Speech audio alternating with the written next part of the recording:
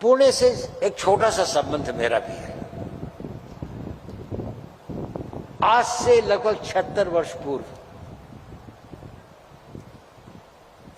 मैं इस शहर में आया था जब मेरे पिता आर्मी में यहां पर पोस्टेड थे।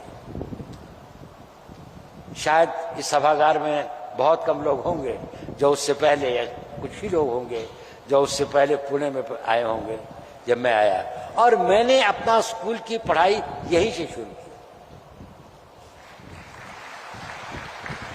मैं लगभग 1.25 साल 1.5 साल यहाँ रहे। उसके बाद मेरे पिताजी की ट्रांसफर दिल्ली आर्मी हेडक्वार्टर्स में हो गई, लेकिन मैं यहाँ पर रहा वो 1-1.5 साल। बहुत सारी चीजें तो मैं भूल गया, लेकिन 2 चीजें मुझे याद है। एक तो है हर मंगलवार को मेरी माँ का मुझे लेके चतुर्सिंगी देवी के मंदिर में जाना। वो हमारे यहाँ एक तरह की बड़ी मोटी सी रोटी बनाते, उसको रोट कहते हैं, उसको काटते थे, मीठी होती थी उसके अंदर में, उसका भोग चढ़ाते थे और कुछ और चीज़ों का भोग चढ़ाते, जो घर में आके हम लोग खाते थे तो हमें अच्छा लगता था। उनकी बड़ी आस्था थी।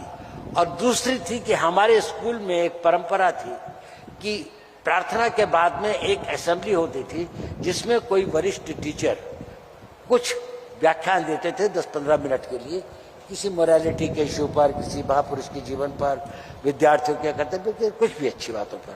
हमारे हिंदी के एक बहुत ही अच्छे, वो थे बहुत अच्छे वक्ता भी थे, उन्होंने लोकमान्य तिलक के जीवन पर एक व्याख्यान दिया था और उसके बाद में पुणे के अंदर में उनका बारे में मुझे पता लगा। तो मेरा पहला जो एक्सपोजर हुआ लोकमान्य तिलक जी के जीवन के बारे में 5 साल की उम्र स्कूल में हुआ।